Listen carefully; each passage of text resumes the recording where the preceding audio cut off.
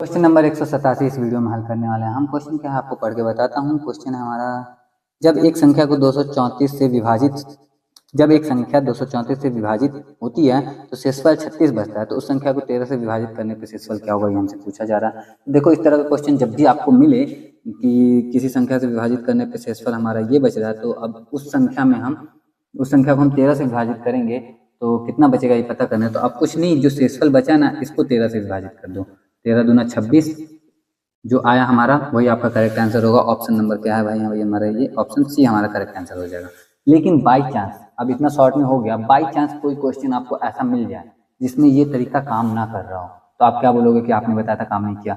तो उसके लिए मैं बताता हूँ कि ये वाला तरीका मैंने खोजा था, तो एक दो जगह ऐसा बन जाता है जहाँ पे ये काम ना करे। तो उस केस में आपको क्या करना है, आपको ऐसे डिटेल में थोड़ा सा कर लेना है। डिटेल में क्या करना है, ज्यादातर में ये काम कर जाता है, लेकिन ठीक है, एक दो रेयर अगर बना दिया गया ऐसा तो हो सकता है काम ना करे। तो उसके लिए समझते हैं कि बोला गया कि किसी संख्या को जब एक संख्या 234 से विभाजित होती है तो शेषफल 36 बचता है। तो 234 से भाग देने पे 36 बच रहा है, तो वो संख्या जो होगा वो 234 प्लस 36 होगा। हो गया कितना हमारा, 270 हो गया। वो अब 270 में ही 234 से विभाजित करेंगे तो 36 शेष बचेगा ना हमारा। और भी हो सकता है, लेकिन यहाँ पे मान लेते हैं मोटा मोटी 270। अब इस संख्या को हमने 13 से विभाजित करना है, तो इस संख्या को 13 से विभाजित करके देखो भाई कितना बचा शेषफल 10। तो वहाँ पे हमने शॉर्ट में किया था, यहाँ पे डिटेल में किया। और ये तरीका कभी फेल नहीं करेगा आपका, ये हमेशा काम करेगा। तो ऐसे कर सकते हो। उम्मीद करता हूँ कि वीडियो ये समझ में आ गया होगा आपको। बाकी आते हैं अगले क्वेश्चन पे। अगला क्वेश्चन हमारा क्वेश्चन नंबर 188। आपको ऐसे ही ऊपर दिखाई देगा जैसे अभी 87 दिखाई दे रहा था।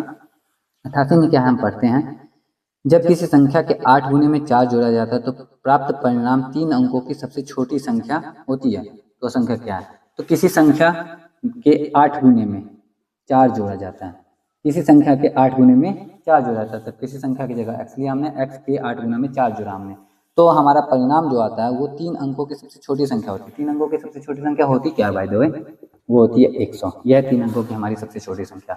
तो अब हमें पूछा गया कि वो संख्या क्या है, पता कर लो। 4 इधर प्लस में तो उधर जाके माइनस हो जाएगा, तो 8x बराबर हो गया हमारा 96, और 12 8 96 होता है, तो x बराबर हो गया हमारा 12। तो किसी संख्या के 8 गुने में 4 जोड़ने पे अगर सबसे छोटी संख्या आ रही है 3 अंकों की, तो जो संख्या होगी वो होगी 12, और 12 हमारा ऑप्शन डी में, तो ऑप्शन डी हमारा करेक्ट आंसर हो जाएगा। तो 2 मिनट में 2 क्वेश्चन, 2 मिनट हुआ ना, तो 2 मिनट में 2 क्वेश्चन सॉल्व हो गया। तो आते हैं तीसरे क्वेश्चन पे हम, क्वेश्चन नंबर 189। और इस क्वेश्चन में क्या है विशेष, देखिए पढ़ के ही पता चलेगा। प्रथम 12 सम संख्याओं का योगफल ज्ञात कीजिए। वाओ, बहुत प्यारा क्वेश्चन। प्रथम 12 सम संख्याओं का योगफल। आपको पता है, एक फॉर्मूला बता देता हूँ। जिनको एपी अच्छे से आता है ना, अरिथमेटिक प्रोग्रेशन, 11th की बुक में है, ऐसे 10th की बुक में भी है थोड़ा सा। तो आप देखो, जिनको ये आता है वो ये वाला क्वेश्चन को बड़े आराम से कर जाएंगे, लेकिन जिनको नहीं आता उनके लिए मैं फॉर्मूला बताता हूँ। जैसे मान लो क्या फॉर्मूला बताऊं, चलो डिटेल में समझाता हूँ। थोड़ा सा फॉर्मूला भी बता दूंगा, डिटेल में भी समझा देता हूँ। पहले डिटेल पे, क्योंकि मुझे फॉर्मूला याद नहीं है, तो डिटेल में बताते बताते फॉर्मूला अपने आप क्रिएट हो जाएगा, तो मैं आपको बता दूंगा, है ना। मुझे फॉर्मूला कम याद रहता है थोड़ा सा। तो प्रथम 12 सम संख्याओं का योगफल पूछा गया। तो प्रथम सम संख्या 2, उसके बाद वाला 4, उसके बाद वाला 6, उसके बाद वाला 8, डॉट डॉट डॉट 12 संख्या पता करनी है। तो 12 संख्या तो 12वें नंबर पे आएगा हमारा 24। इनका हमें क्या चाहिए, इनका हमें चाहिए योगफल। तो इनके योगफल का फॉर्मूला वही, ए बराबर हमें मालूम है एपी के नियम के हिसाब से, ए बराबर 2, डी बराबर 2। ए और डी मालूम है, और एन बराबर कितना है 12। तो अब एपी का जो एस एन वाला फॉर्मूला वो होता है हमारा n/2 ए प्लस एल। तो S12 जो 12/2, ए हमारा 2, इधर 24, 6, 24 2 26, 26 गुना 6, 36 के 6, हासिल 3, 6 दूनी 12, 3 15, 156।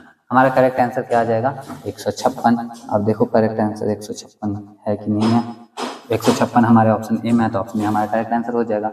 लेकिन तरीका जो फॉर्मूला डायरेक्ट वाला बता रहा था वो क्या है हमारा, ए की जगह पे तो हमने ये रखा है, एल की जगह ये रखा है। डायरेक्ट वाला फॉर्मूला भी देख लेते हैं।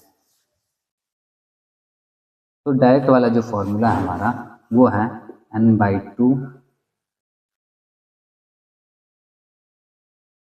n इंटू एन प्लस 1/2, यह फॉर्मूला हमारा प्रथम n सम संख्याओं के योगफल का फॉर्मूला ये। अगर आपसे पूछा जाए प्रथम एक सम संख्याओं का योगफल, तो प्रथम एक तो एक ही संख्या रह गई, तो एक ही संख्या यानी कि वो तो हमारी क्या रहेगी, यही होता है ना भाई, भूल तो नहीं गया कुछ।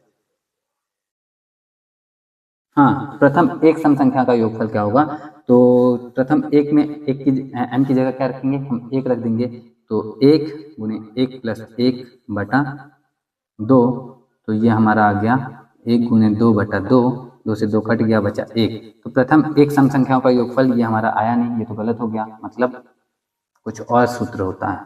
तो और क्या सूत्र हो सकता है, सूत्र बना रहे हैं, सोच रहे हैं, फॉर्मूला एग्जैक्टली नहीं आया अभी तक।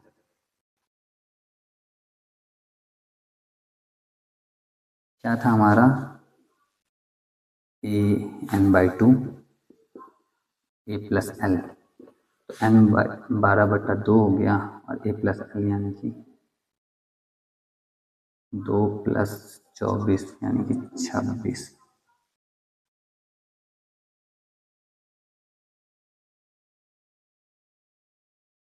हाँ, ये सही लग रहा है, n इंटू एन प्लस 1, इससे भी काम तो चल नहीं रहा, n/2।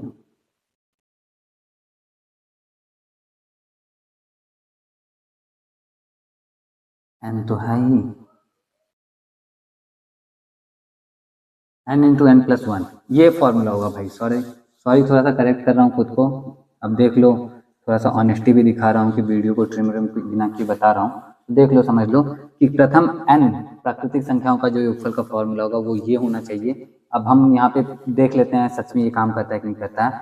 सिंपली अगर प्रथम एक प्राकृतिक संख्या प्रथम एक सम संख्या का योगफल, तो पहली सम संख्या तो 2 ही होती है, अब एक पूछा गया तो एक रखते हैं, तो 1 गुने 1 प्लस 1 यानी कि ये हो गया हमारा 1 गुने 2 यानी कि 2, जो कि हमारा 2 ही होता है। प्रथम दो सम संख्याओं का योगफल, तो 2 प्लस 4 यानी कि 6 आना चाहिए हमारा, तो यहाँ पे 2 रख के देखते हैं कि 6 आता है कि नहीं, तो 2 गुना 2 प्लस 1 यानी कि 2 गुने 3, ये हो गया हमारा 6, तो 6 भी आ रहा है। प्रथम 3 सम संख्याओं का योगफल, तो 2 प्लस 4 प्लस 6 रखा हमने, और करके देखते हैं यहाँ पे क्या 3 रखना है हमें, क्योंकि प्रथम 3 पूछा गया था, उनकी जगह 3 रखेंगे, तो 3 गुने 3 प्लस 1 यानी कि 3 गुने 4 हो गया 12, तो क्या यहाँ पे हमारा 12 आ रहा है, तो 4 2 6 6 12 बिल्कुल आ रहा है। और अभी जो हमारा क्वेश्चन था उसके हिसाब से देखा जाए, प्रथम 12 सम संख्याओं का योगफल पूछा गया है, तो हम डायरेक्ट ऐसे कर सकते हैं 12 गुना 13, तो ये 13 दूना 26 के 6 हासिल, तो 13 एकदम 13 14 15 156, और अभी हमने एपी वाले फॉर्मूले से लाया था और ऐसे भी हमने ला दिया, तो ये होता है हमारा फॉर्मूला।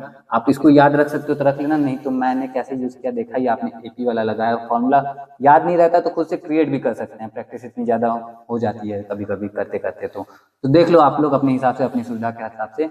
बाकी ये वीडियो लंबी हो गई अच्छी खासी, तो आज की वीडियो को यहीं पे एंड करते हैं, और मैं मिलता हूँ आपसे नेक्स्ट वीडियो में। वीडियो हेल्पफुल रही हो तो कमेंट करके बताना, नहीं रही हो तो भी कमेंट करके बताना कि भाई नहीं रही हेल्पफुल, मैं कोशिश करूंगा और बेहतर करने की, खुद को इम्प्रूव करने की। बाकी आज की वीडियो के लिए इतना ही है, मैं मिलता हूँ आपसे नेक्स्ट वीडियो में, तब तक आप अपना अच्छे से ख्याल रखना, अच्छे से पढ़ाई करते रहना।